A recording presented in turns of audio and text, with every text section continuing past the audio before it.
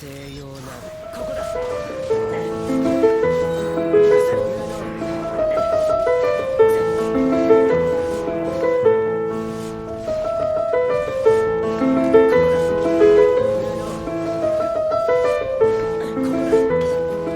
morning, good afternoon, good evening YouTube. I am the Slime King Dojima Man, and this is the second video in the series Genshin Impact comps you've never heard of. If you missed the previous video, I have the card linked up top where I talk about Petra Zhongli.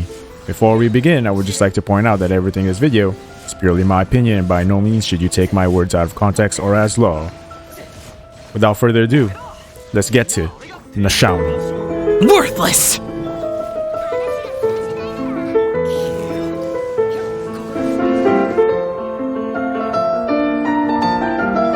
Before we begin, first let's talk about the national teams. By this time, it is well known and widely regarded as one of the most free-to-play friendly teams and one of the strongest teams in the entire game of Genshin Impact. At its core, it is made up of Bennett and Xiangling, with the other two members varying greatly from either Kazuha and Child to form International, or to Sucrose and Xinqiu, or anything in between those. But today, we'll be talking about a very, very peculiar variation. Xiao National. As the name states, this team consists of Xiao, Bennett, Xiangling, and the last slot being a flex between Zhongli or Fischl.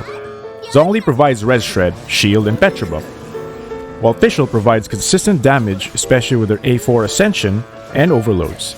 This team provides insane AoE damage, but lackluster single target damage primarily because of the lack of enemy particles being dropped. The first question on your mind might be, how the hell does this team generate enough energy for Xiao and Xiangling? The answer is simple. The fabulous Fav Lance. The higher the refine, the lower the ER you need and the stronger this team becomes. The real kicker lies in how you gear Xiao. He will be equipped with a 4-piece Viridescent Venerer set with at least 20% energy recharge subs. The reason? 4VV amplifies Bennett's and Xiangling's damage further, and the extra ER is recommended so that combined with Fav Lance, you have just enough to burst when you want to in the rotation, especially in single target. Overall, it just makes it more comfortable. Bennett would run 4-piece Noblesse and highest base attack weapon you have, with as much ER as you can have, and Xiangling would run 4-piece Emblem with either Wavebreaker, Catch, or Homa. Just make sure you have 100 to 200% energy recharge. As for Fischl, she can either run a 4-piece Tenacity or the traditional 2-piece Glad or Shiminawa with 2-piece Thundering Fury and the best bow you have available. As for Zhongli, in the ideal world, he should be running the Petra set, but in reality any variation of Tenacity and Petra will also work. With the Zhongli Petra setup, not only do you mimic Kazuha's buffing power, you also have a very unique Xiao team where Xiao isn't the only carry anymore. Xiangling is too. Now, I will be demonstrating an extended rotation of Naxiaonal on PMA. First, you Bennett E, into Zhongli hold E, pick up the crystal, Bennett Q into E, Xiangling Q into E, Xiao EE, and then proceed to become worthless! This is just to show that with Fav Lance, 160 ER on Xiao, and 200 ER on Xiangling, the rotations will feel smooth as fuck. Though, keep in mind that this floor is one of the most energy scarce floors in all of Abyss. This is the worst possible enemy for Naxiaonal, and yet with the recommendations I've given, the rotations in this comp and in this floor are still smooth and free-flowing.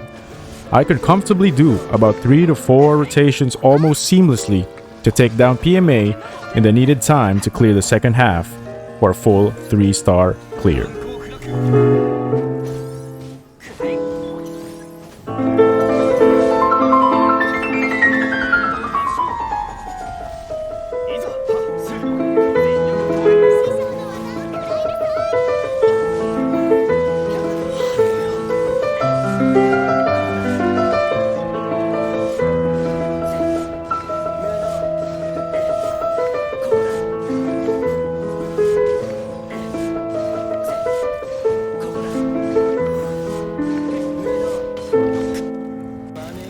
Is this Xiao's best team?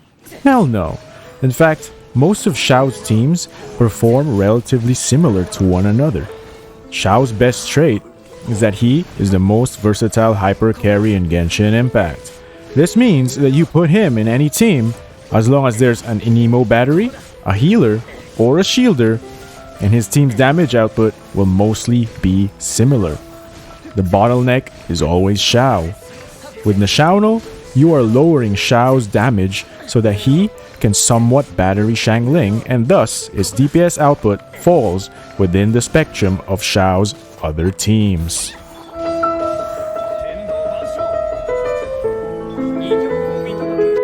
One last thing, when you replace Zhongli with Fischl and Naxiaonal, that comes with two distinct advantages.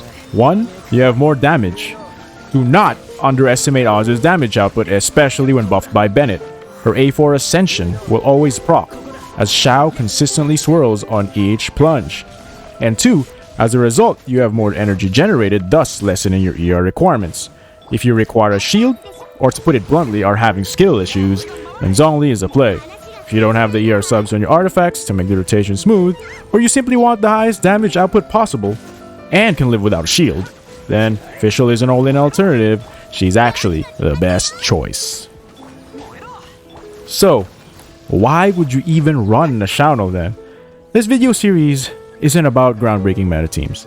This series is about finding quirky teams or variations that you never thought of trying or are scared of trying because the meta dictates otherwise. Now the answer to that question, why would you even run Naxiaonal then, is simple, because it is damn fun. It breaks all the narratives set by the meta, and yet it performs admirably, especially in AoE situations. While in single target, it can be lackluster, especially in this rotation of the Abyss, which are filled with bosses like the Perpetual Mechanical Array and Primo Geo Vishap. Even then, this team can still output damage in order for you to clear Abyss comfortably. This team on paper has no right to be this good, and yet it is.